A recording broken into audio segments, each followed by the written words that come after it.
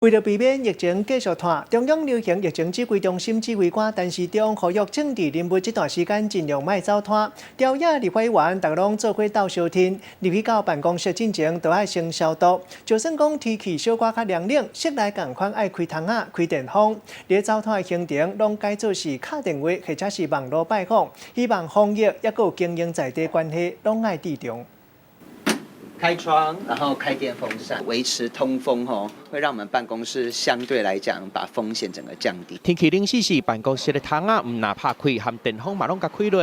这唔是伫敬五人，这是民进党立委何志伟办公室武汉防疫的任务。基本的消毒酒精一项都袂当减。为立法院办公室到选区地方，所有喜事丧事的行程嘛，全部拢先取消，或者是改日子，因为疫情愈来愈厉害。中央流行疫情指挥中心指挥官陈时中，甲防疫的风沙塞到政治人物普通时走摊的活动顶的。其实我们现在行程只剩下平常的1/5，有发出邀请那我们都是电话联系。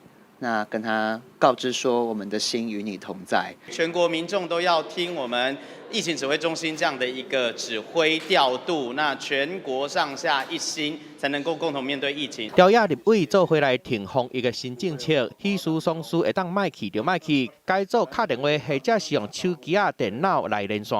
不跑通并不失礼，公职人员，民意代表可以。 在这一方面以身作则。为中央政府部会到地方各级的民意代表，拢甲民众接触的机会减到上少，互感染的风险降到上低。防疫的工作，政治界嘛做回来做。记者综合报道。